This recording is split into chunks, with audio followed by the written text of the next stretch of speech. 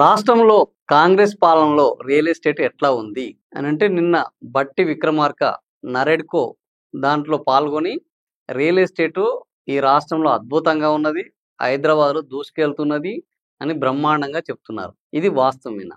అయితే ఇందులో కొంత వాస్తవం కొంత అవాస్తవం ఉంది. రియల్ ఎస్టేట్ మొన్న నాలెడ్జ్ సిటీ రాయదుర్గంలో జరిగిన దాంట్లో 1 ఎకరా 177 కోట్ల రూపాయలు పలికింది. ఇది రాష్ట్ర చరిత్రలో ఎప్పుడూ జరగలేదు. ప్రభుత్వము బేస్ ప్రైస్ 101 కోట్లు పెడితే 177 కోట్లు పలికింది. ఈ కొన్నది ఎవరయ్యా అంటే ఎంఎస్ఎన్ రియల్ ఎస్టేట్ వాళ్ళు. ఈ ఎంఎస్ఎన్ రియల్ ఎస్టేట్ వాళ్ళు ఎవరు అంటే పాలమూరుకి చెందిన ఎంఎస్ఎన్ ఫార్మా కంపెనీ. వేల కోట్ల పెట్టుబడులు ఉన్నది. వీళ్ళతోటి రేవంత్ రెడ్డికి అత్యంత సన్నిహిత సంబంధాలు ఉన్నాయి. ఇంతకుముందు వాళ్ళు రెడ్డి వీళ్ళు రెడ్డి అని వాళ్ళిద్దరు కలిసిపోయారు, బ్రహ్మాండంగా పనిచేసుకున్నారు.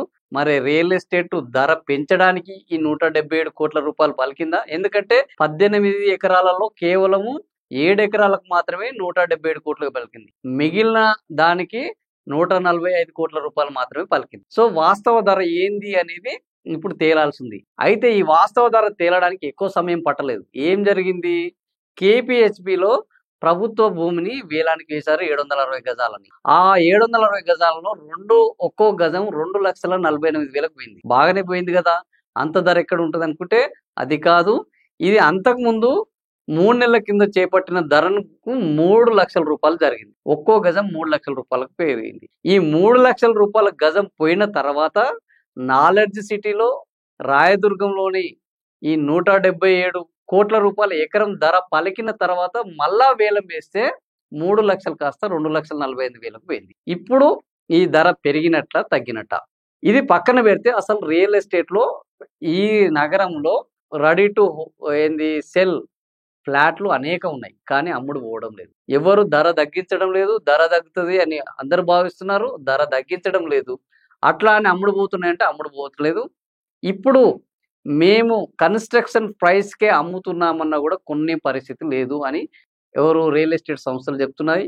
పైగా బిగ్ బ్రదర్స్ పేరుతోటి వాళ్ళకు అనుమతులు ఇవ్వాలంటే కమిషన్లు, అమ్మాలంటే కమిషన్లు, ఎన్ఓసీలు ఇవ్వాలంటే కమిషన్లు.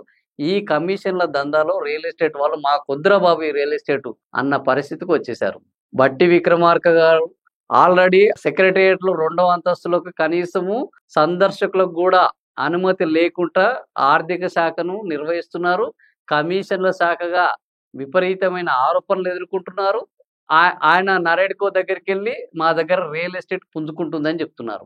మరోవైపు రియల్ ఎస్టేట్ వ్యాపారులు ఈ ప్రభుత్వంలో మేము ఇక రియల్ ఎస్టేట్ చేయలేము, ఈ కమిషన్లను ఇచ్చుకోలేము, వీళ్ళ వేధింపులను తట్టుకోలేము, ఒకవైపు అమ్ముడు పోక పెరిగిన భారాన్ని మేము మోయలేమని వాళ్ళు చేతులు ఎత్తేస్తున్నారు. సో ఈ రకంగా ప్రస్తుతం రియల్ ఎస్టేట్ పరిస్థితి రాష్ట్రంలో ఉన్నది.